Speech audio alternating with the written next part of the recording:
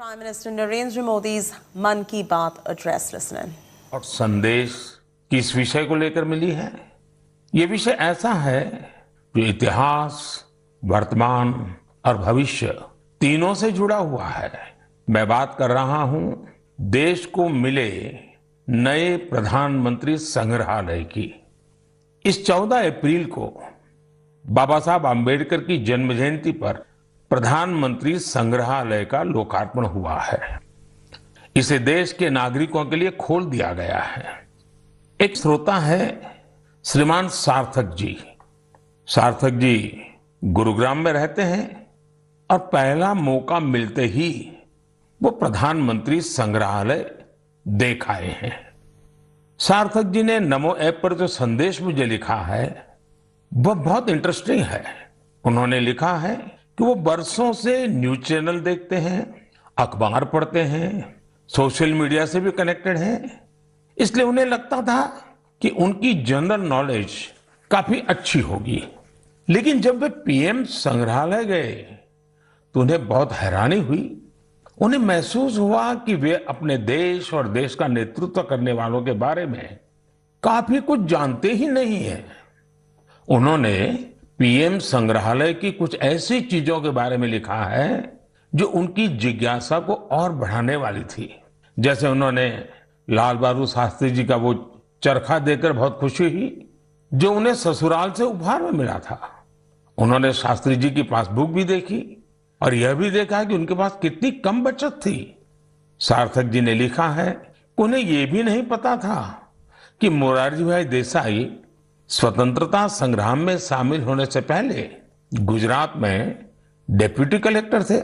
प्रशासनिक सेवा में उनका एक लंबा कैरियर रहा था।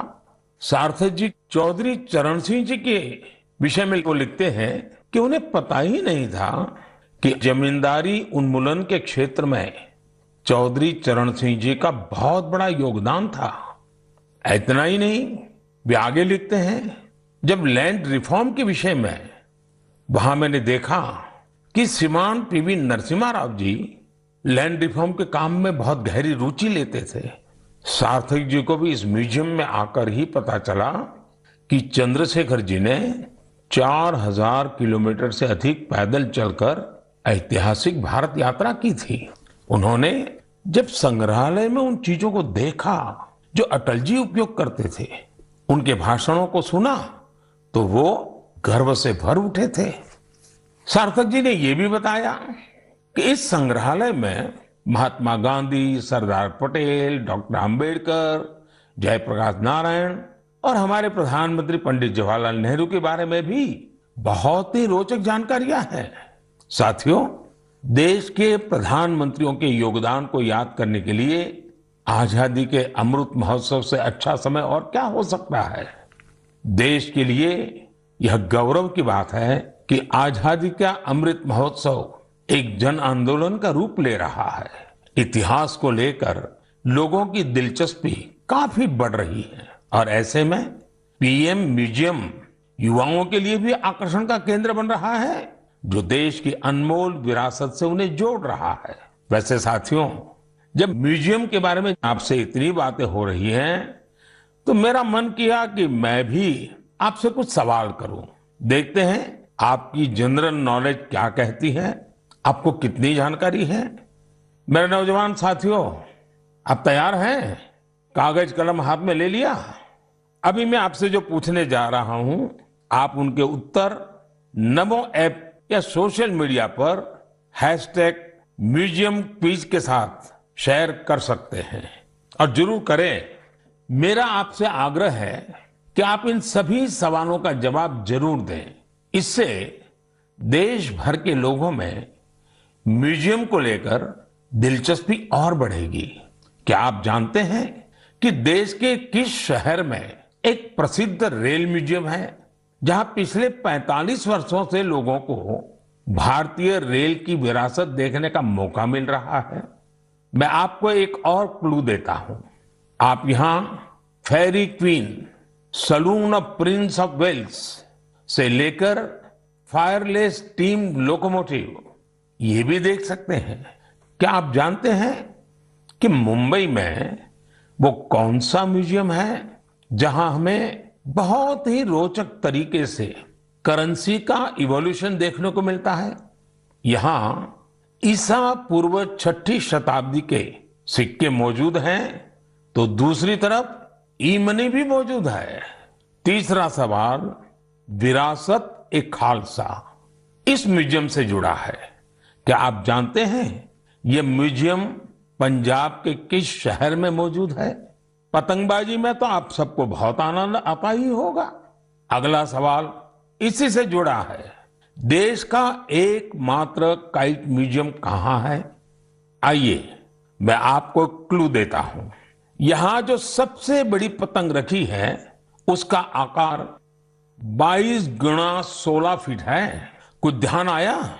नहीं तो यही एक और चीज बताता हूं। यह जिस शहर में है उसका बापू से विशेष नाता रहा है। बचपन में डाक टिकटों के संग्रह का शौक किसे नहीं होता, लेकिन क्या आपको पता है कि भारत में डाक टिकट से जुड़ा नेशनल म्यूजियम कहाँ है? मैं आपसे एक और सवाल करता हूं। गुलशन महल नाम की इमारत में कौन सा म्यूजियम है? आपके लिए क्लू ये है कि इस म्यूजियम में आप फिल्म के डायरेक्टर भी बन सकते हैं, कैमरा एडिटिंग की बारीकियों को भी देख सकते हैं। अच्छा, क्या आप ऐसे किसी म्यूजियम के बारे में जानते हैं जो भारत की टेक्सटाइल से जुड़ी विरासत को सेलिब्रेट करता है? इस म्यूजियम में miniature paintings, Jain manuscripts, sculptures, बहुत कुछ है। ये अपने यूनिक डिस्प्ले के लिए भी जाना जाता है। साथियों, टेक्नोलॉजी के इस दौर में आपके लिए इनके उत्तर खोजना बहुत आसान है। ये प्रश्न मैंने इसलिए पूछे ताकि हमारी नई पीढ़ी में जिज्ञासा बढ़े, वो इनके बारे में और पढ़ें, इन्हें देखने जाएं। अब तो म्यूजियम्स के महत्व की वजह से कई लोग खुद आके आकर म्यूजियम्स के लिए काफी दान भी कर रहे हैं। बहुत से लोग अपने पुराने कलेक्शन को, ऐतिहासिक चीजों को भी म्यूजियम्स को दान कर रहे हैं। आप जब ऐसा करते हैं तो एक तरह से आप एक सांस्कृतिक पूंजी को पूरे समाज के साथ साझा करते हैं। भारत में भी लोग अब इसके लिए आगे आ रहे हैं। मैं ऐसे सभी निजी प्रयासों की भी सराहना करता हूं। आज बदलते हुए समय में और कोविड प्रोटोकॉल्स की वजह से संग्रहालयों में नए तौर तरीके अपनाने पर जोर दिया जा रहा है। म्यूजियम्स में डिजिटाइजेशन पर भी फोकस बढ़ा है। आप सब जानते हैं कि 18 मई को पूरी दुनिया में इंटरनेशनल म्यूजियम डे मनाया जाएगा। इसे देखते हुए अपने युवा साथियों के लिए मेरे पास एक आइडिया है। क्यों ना आने वाली छुट्टियों में आप अपने दोस्तों की मंडली के साथ किसी स्थानीय म्यूजियम को देखने जाएं। आप अपना अनुभव #म्यूजियम मेमोरीज के साथ जरूर साझा करें। आपके ऐसा करने से दूसरों के मन में भी संग्रहालयों को लेकर जिज्ञासा जगेगी। मेरे प्यारे देशवासियों, आप अपने जीवन में बहुत से संकल्प लेते होंगे, उन्हें पूरा करने के लिए परिश्रम भी करते होंगे साथियों, लेकिन हाल ही में मुझे एक ऐसे संकल्प के बारे में पता चला जो वाकई बहुत अलग था, बहुत अनोखा था। इसलिए मैंने सोचा कि इसे मन की बात के श्रोताओं को जरूर शेयर करूं। साथियों, क्या आप सोच सकते हैं कि कोई अपने घर से ये संकल्प लेकर निकले कि वो आज दिन भर पूरा शहर घूमेगा और एक भी पैसे का लेन देन कैश में नहीं करेगा, नकद में नहीं करेगा। है ना ये दिलचस्प संकल्प? दिल्ली की 2 बेटियां सागरिका और प्रेक्षा ने ऐसे ही कैशलेस डे आउट का एक्सपेरिमेंट किया। सागरिका और प्रेक्षा दिल्ली में जहां भी गई उन्हें डिजिटल पेमेंट की सुविधा उपलब्ध हो गई। यूपीआई QR कोड की वजह से उन्हें कैश निकालने की जरूरत ही नहीं पड़ी। यहां तक कि स्ट्रीट फूड और रेहड़ी पटरी की दुकानों पर भी ज्यादातर जगह उन्हें ऑनलाइन ट्रांजैक्शन की सुविधा मिली। साथियों, कोई सोच सकता है कि दिल्ली है, मेट्रो सिटी है, वहां ये सब होना आसान है। लेकिन अब ऐसा नहीं है कि यूपीआई का ये प्रसार केवल दिल्ली जैसे बड़े शहरों तक ही सीमित है। एक मैसेज मुझे गाजियाबाद से आनंदिता त्रिपाठी का भी मिला है। आनंदिता पिछले सप्ताह अपने पति के साथ नॉर्थ ईस्ट घूमने गई थी। उन्होंने असम से लेकर मेघालय और अरुणाचल प्रदेश के तवांग तक की अपनी यात्रा का अनुभव मुझे बताया। आपको भी ये जानकर सुखद हैरानी होगी कि कई दिन की इस यात्रा में दूर दराज इलाकों में भी उन्हें कैश निकालने की जरूरत ही नहीं पड़ी। जिन जगहों पर कुछ साल पहले तक इंटरनेट की अच्छी सुविधा भी नहीं थी, वहां भी अब यूपीआई से पेमेंट की सुविधा मौजूद है। सागरिका, प्रेक्षा और आनंदिता के अनुभवों को देखते हुए मैं आपसे भी आग्रह करूंगा कि कैशलेस डे आउट का एक्सपेरिमेंट करके देखें। जरूर करें। साथियों, पिछले कुछ सालों में भीम यूपीआई तेजी से हमारी इकोनॉमी और आदतों का हिस्सा बन गया है। अब तो छोटे छोटे शहरों में और ज्यादातर गांवों में भी लोग यूपीआई से ही लेन देन कर रहे हैं। डिजिटल इकोनॉमी से देश में एक कल्चर भी पैदा हो रहा है। गली नुक्कड़ की छोटी छोटी दुकानों में डिजिटल पेमेंट होने से उन्हें ज्यादा से ज्यादा ग्राहकों को सर्विस देना आसान हो गया है। उन्हें अब खुले पैसों की भी दिक्कत नहीं होती। आप भी यूपीआई की सुविधा को रोजमर्रा के जीवन में महसूस करते होंगे। कहीं भी गए, कैश ले जाने का, बैंक जाने का, एटीएम खोजने का झंझट ही खत्म। मोबाइल से ही सारे पेमेंट हो जाते हैं। लेकिन क्या आपने कभी सोचा है कि आपके इन छोटे छोटे ऑनलाइन पेमेंट से देश में कितनी बड़ी डिजिटल इकोनॉमी तैयार हुई है? इस समय हमारे देश में करीब 20,000 करोड़ रुपए के ट्रांजैक्शन हर दिन हो रहे हैं। पिछले मार्च के महीने में तो यूपीआई ट्रांजैक्शन करीब 10 लाख करोड़ रुपए तक पहुंच गया। इससे देश में सुविधा भी बढ़ रही है और ईमानदारी का माहौल भी बन रहा है। अब तो देश में फिनटेक से जुड़े कई नए स्टार्टअप भी आगे बढ़ रहे हैं। मैं चाहूंगा कि अगर आपके पास भी डिजिटल पेमेंट और स्टार्टअप इकोसिस्टम की इस ताकत से जुड़े अनुभव है तो उन्हें साझा करिए। आपके अनुभव दूसरे कई और देशवासियों के लिए प्रेरणा बन सकते हैं।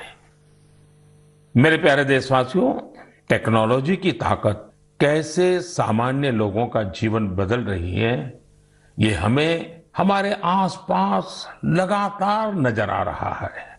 टेक्नोलॉजी ने एक और बड़ा काम किया है। ये काम है दिव्यांग साथियों की असाधारण क्षमताओं का लाभ देश और दुनिया को दिलाना। हमारे दिव्यांग भाई बहन क्या कर सकते हैं, ये हमने टोक्यो पैरालंपिक्स में देखा है। खेलों की तरह ही आर्ट्स, एकेडमिक्स और दूसरे कई क्षेत्रों में दिव्यांग साथी कमाल कर रहे हैं। लेकिन जब इन साथियों को टेक्नोलॉजी की ताकत मिल जाती है तो ये और भी बड़े मुकाम हासिल करके दिखाते हैं। इसलिए देश आजकल लगातार संसाधनों और इंफ्रास्ट्रक्चर को दिव्यांगों के लिए सुलभ बनाने के लिए लगातार प्रयास कर रहा है। देश में ऐसे कई स्टार्टअप्स और संगठन भी हैं जो इस दिशा में प्रेरणादायी काम कर रहे हैं। ऐसी ही एक संस्था है voice of specially abled people. ये संस्था असिस्टिव टेक्नोलॉजी के क्षेत्र में नए अवसरों को प्रमोट कर रही है। जो दिव्यांग कलाकार हैं उनके काम को दुनिया तक पहुंचाने के लिए भी एक इनोवेटिव शुरुआत की गई है। Voice of specially abled people के इन कलाकारों की पेंटिंग्स, इसकी डिजिटल आर्ट गैलरी तैयार की है। दिव्यांग साथी किस तरह असाधारण प्रतिभाओं के धनी होते हैं और उनके पास कितनी असाधारण क्षमताएं होती हैं, ये आर्ट गैलरी इसका एक उदाहरण है। दिव्यांग साथियों के जीवन में कैसी चुनौतियां होती हैं, उनसे निकलकर वो कहां तक पहुंच सकते हैं, ऐसे कई विषयों को इन पेंटिंग्स में आप महसूस कर सकते हैं। आप भी अगर किसी दिव्यांग साथी को जानते हैं, उनकी टैलेंट को जानते हैं, तो डिजिटल टेक्नोलॉजी की मदद से उसे दुनिया के सामने ला सकते हैं। जो दिव्यांग साथी हैं, वो भी इस तरह के प्रयासों से जरूर जुड़े। मेरे प्यारे देशवासियों, देश के ज्यादातर हिस्सों में गर्मी बहुत तेजी से बढ़ रही है। बढ़ती हुई ये गर्मी पानी बचाने की हमारी जिम्मेदारी को भी उतना ही बढ़ा देती है। हो सकता है कि आप अभी जहां हो वहां पानी पर्याप्त मात्रा में उपलब्ध हो, लेकिन आपको उन करोड़ों लोगों को भी हमेशा याद रखना है जो जल संकट वाले क्षेत्रों में रहते हैं, जिनके लिए पानी की एक एक बूंद अमृत के समान होती है। साथियों, इस समय आजादी के 75वें साल में आजादी के अमृत महोत्सव में देश जिन संकल्पों को लेकर आगे बढ़ रहा है, उनमें जल संरक्षण भी एक है। अमृत महोत्सव के दौरान देश के हर जिले में 75 अमृत सरोवर बनाए जाएंगे। आप कल्पना कर सकते हैं कि कितना बड़ा अभियान है। वो दिन दूर नहीं जब आपके अपने शहर में 75 अमृत सरोवर होंगे। मैं आप सभी से और खासकर युवाओं से चाहूंगा कि वो इस अभियान के बारे में जानें और इसकी जिम्मेदारी भी उठाएं। अगर आपके क्षेत्र में स्वतंत्रता संग्राम से जुड़ा कोई इतिहास है, किसी सेनानी की स्मृति है, तो उसे भी अमृत सरोवर से जोड़ सकते हैं। वैसे मुझे यह जानकर बहुत अच्छा लगा कि अमृत सरोवर का संकल्प लेने के बाद कई स्थलों पर इस पर तेजी से काम शुरू हो चुका है। मुझे यूपी के रामपुर की ग्राम पंचायत पटवाई के बारे में जानकारी मिली है। वहां पर ग्राम सभा की भूमि पर एक तालाब था, लेकिन वो गंदगी और कूड़े के ढेर से भरा हुआ था। पिछले कुछ हफ्तों में बहुत मेहनत करके स्थानीय लोगों की मदद से, स्थानीय स्कूली बच्चों की मदद से उस गंदे तालाब का कायाकल्प हो गया है। अब उस सरोवर के किनारे रिटेनिंग वॉल, चार दीवारी, फूड कोर्ट, फव्वारे और लाइटिंग भी न जाने क्या क्या व्यवस्थाएं की गई हैं। मैं रामपुर की पटवाई ग्राम पंचायत को, गांव के लोगों को, वहां के बच्चों को इस प्रयास के लिए बहुत बहुत बधाई देता हूं। साथियों, पानी की उपलब्धता और पानी की किल्लत ये किसी भी देश की प्रगति और गति को निर्धारित करते हैं। आपने भी गौर किया होगा कि मन की बात में मैं स्वच्छता जैसे विषयों के साथ ही बार बार जल संरक्षण की बात जरूर करता हूं। हमारे तो ग्रंथों में स्पष्ट रूप से कहा गया है, पानीयम परमम लोके जीवानाम जीवनम समृतम, अर्थात संसार में जल ही हर एक जीव के जीवन का आधार है और जल ही सबसे बड़ा संसाधन भी है। इसलिए तो हमारे पूर्वजों ने जल संरक्षण के लिए इतना जोर दिया। वेदों से लेकर पुराणों तक हर जगह पानी बचाने को, तालाब, सरोवर आदि बनवाने को मनुष्य का सामाजिक और आध्यात्मिक कर्तव्य बताया गया है। वाल्मीकि रामायण में जल स्रोतों को जोड़ने पर, जल संरक्षण पर विशेष जोर दिया गया है। इसी तरह इतिहास के स्टूडेंट जानते होंगे, सिंधु, सरस्वती और हड़प्पा सभ्यता के दौरान भी भारत में पानी को लेकर कितनी विकसित इंजीनियरिंग होती थी। प्राचीन काल में कई शहर में जल स्रोतों का आपस में इंटरकनेक्टेड सिस्टम होता था और ये वो समय था जब जनसंख्या उतनी नहीं थी, प्राकृतिक संसाधनों की किल्लत भी नहीं थी, एक प्रकार से विपुलता थी। फिर भी जल संरक्षण को लेकर तब जागरूकता बहुत ज्यादा थी। लेकिन आज स्थिति इसके उलट है। मेरा आप सभी से आग्रह है आप अपने इलाके के ऐसे पुराने तालाबों, कुओं और सरोवरों के बारे में जानें। अमृत सरोवर अभियान की वजह से जल संरक्षण के साथ साथ आपके इलाके की पहचान भी बनेगी। इससे शहरों में, मोहल्लों में स्थानीय पर्यटन के स्थल भी विकसित होंगे। लोगों को घूमने फिरने की भी एक जगह मिलेगी। साथियों, जल से जुड़ा हर प्रयास हमारे कल से जुड़ा है। इसमें पूरे समाज की जिम्मेदारी होती है। इसके लिए सदियों से अलग अलग समाज, अलग अलग प्रयास लगातार करते आए हैं। जैसे कि कच्छ के रण की एक जनजाति मालधारी जल संरक्षण के लिए वृदास नाम का तरीका इस्तेमाल करती है। इसके तहत छोटे कुएं बनाए जाते हैं और उसके बचाव के लिए आसपास पेड़ पौधे लगाए जाते हैं। इसी तरह मध्य प्रदेश की भील जनजाति ने अपनी एक ऐतिहासिक परंपरा हलमा को जल संरक्षण के लिए इस्तेमाल किया।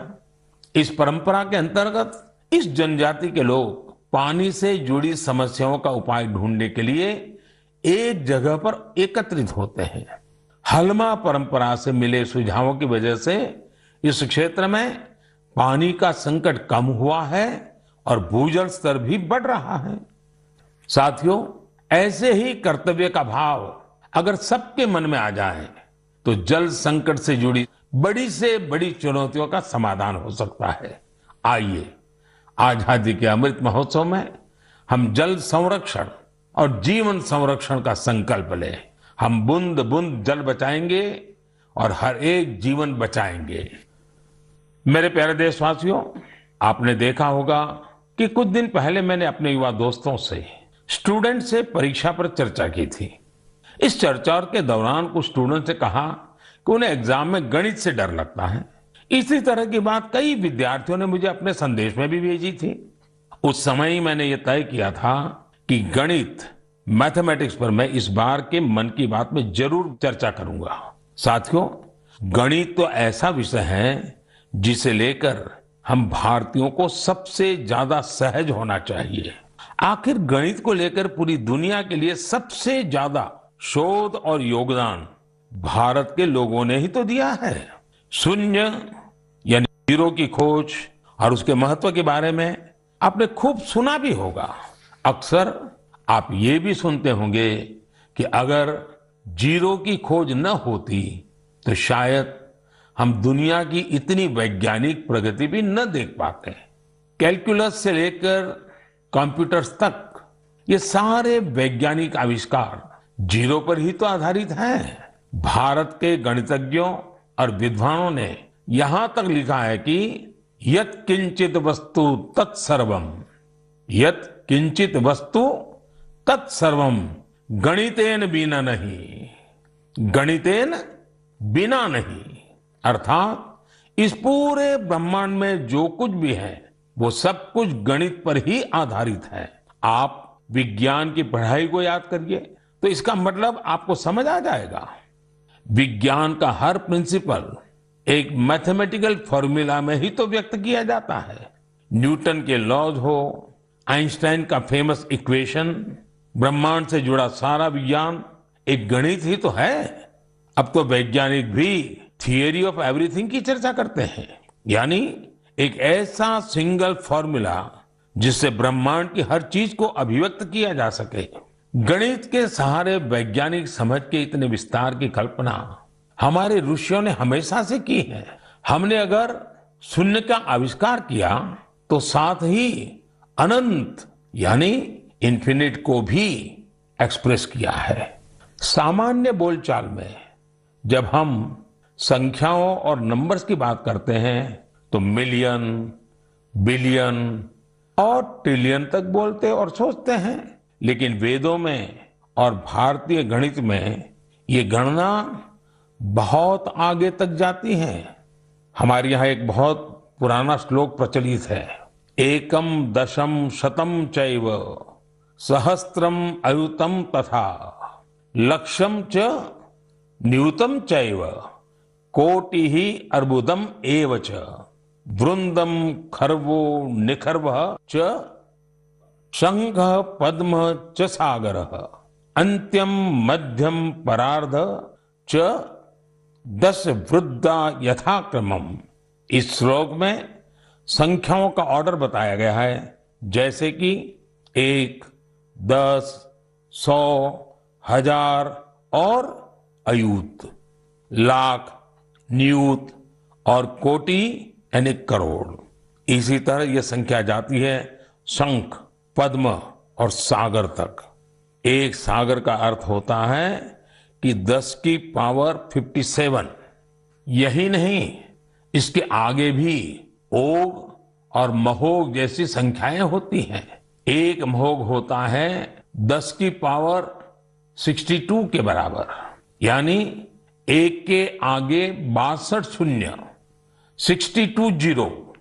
हम इतनी बड़ी संख्या की कल्पना भी दिमाग में करते हैं तो मुश्किल होती है, लेकिन भारतीय गणित में इनका प्रयोग हजारों सालों से होता आ रहा है। अभी कुछ दिन पहले मुझसे इंटेल कंपनी के सीईओ मिले थे।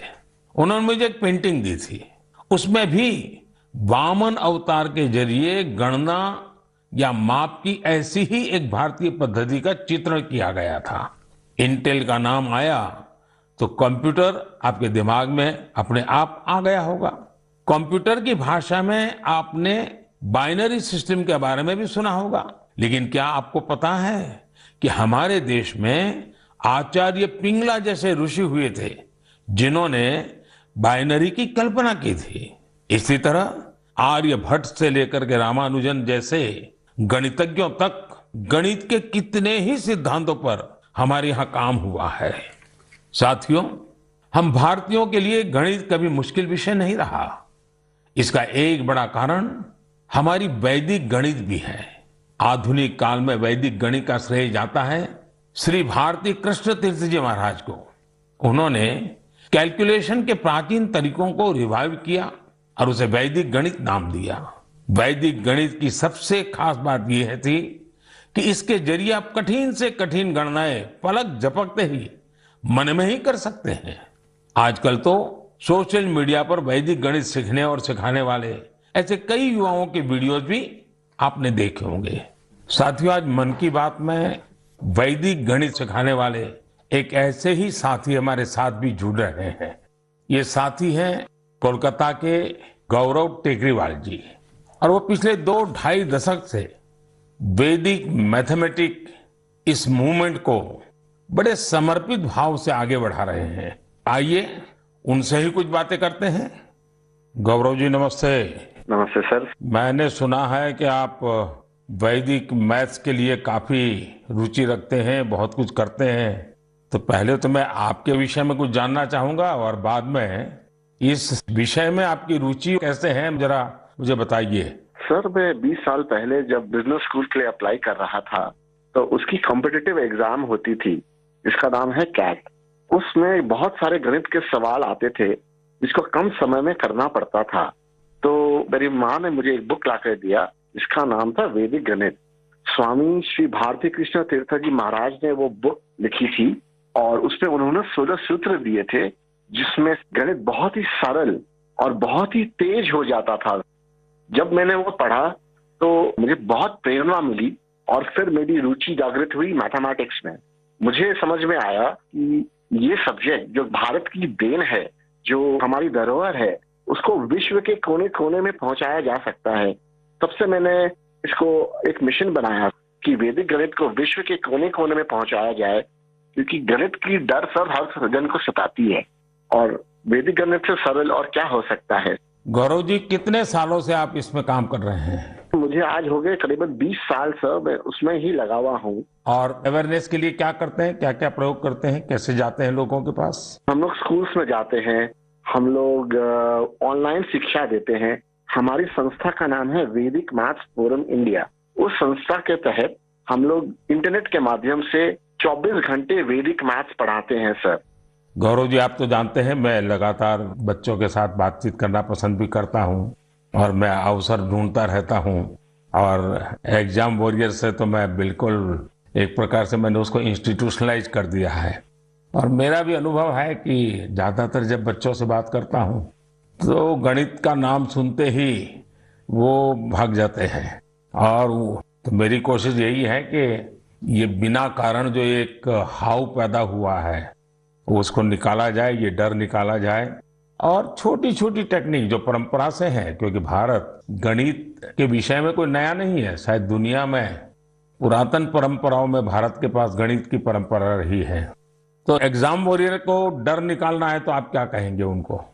सर, ये तो सबसे ज्यादा उपयोगी है बच्चों के लिए, क्योंकि एग्जाम का जो डर होता है, जो हवा हो गया है हर घर में, एग्जाम के लिए बच्चे ट्यूशन लेते हैं, पेरेंट्स परेशान रहते हैं, टीचर्स भी बहुत परेशान होते हैं।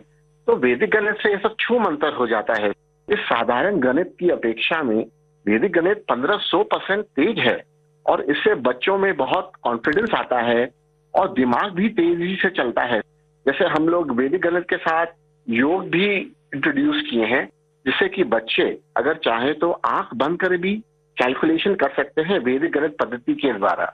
वैसे ध्यान की जो परंपरा है उसमें भी इस प्रकार से गणित करना, वो भी ध्यान का एक प्राइमरी कोर्स भी होता है। Right sir. चलिए गौरव जी, बहुत अच्छा लगा मुझे, और आपने मिशन मोड में इस काम को उठाया है, और विशेष करके आपकी माता जी ने एक अच्छे गुरु के रूप में आपको इस रास्ते पर ले गई, और आज आप लाखों बच्चों को उस रास्ते पर ले जा रहे हैं। मेरी तरफ से आपको बहुत बहुत शुभकामनाएं। शुक्रिया सर, मैं आपका आभार व्यक्त करता हूँ सर कि वैदिक गणित को आपने महत्व दिया और मुझे चुना सर, तो वी आर वेरी थैंकफुल। बहुत बहुत धन्यवाद। नमस्कार। नमस्ते सर। साथियों, गौरव जी ने बड़े अच्छे तरीके से बताया कि वैदिक गणित कैसे गणित को मुश्किल से मजेदार बना सकता है। यही नहीं, वैदिक गणित से आप बड़ी बड़ी साइंटिफिक प्रॉब्लम्स भी सॉल्व कर सकते हैं। मैं चाहूंगा सभी माता पिता अपने बच्चों को वैदिक गणित जरूर सिखाएं। इससे उनका कॉन्फिडेंस तो बढ़ेगा ही, उनके ब्रेन की एनालिटिकल पावर भी बढ़ेगी। और हाँ, गणित को लेकर कुछ बच्चों में जो भी थोड़ा बहुत डर होता है, वो डर भी पूरी तरह समाप्त हो जाएगा। मेरे प्यारे देशवासियों, मन की बात में आज म्यूजियम से लेकर मैथ तक कई ज्ञानवर्धक विषयों पर चर्चा हुई। ये सब विषय आप लोगों के सुझावों से ही मन की बात का हिस्सा बन जाते हैं। मुझे आप इसी तरह आगे भी अपने सुझाव नमो ऐप और माय गॉव के जरिए भेजते रहिए। आने वाले दिनों में देश में ईद का त्योहार भी आने वाला है। 3 मई को अक्षय तृतीया और भगवान परशुराम की जयंती भी मनाई जाएगी। कुछ दिन बाद ही वैशाख बुद्ध पूर्णिमा का पर्व भी आएगा। ये सभी त्योहार संयम, पवित्रता, दान और सौहार्द के पर्व हैं। आप सभी को इन पर्वों की अग्रिम शुभकामनाएं। इन पर्वों को खूब उल्लास और सौहार्द के साथ मनाइए। इन सब के बीच आपको कोरोना से भी सतर्क रहना है। मास्क लगाना, नियमित अंतराल पर हाथ धुलते रहना, बचाव के लिए जो भी जरूरी उपाय है आप उनका पालन करते रहें। अगली बार मन की बात में हम फिर मिलेंगे और आपके भेजे गए कुछ और नए विषयों पर चर्चा करेंगे। तब तक के लिए विदा लेते हैं। बहुत बहुत धन्यवाद। नमस्कार।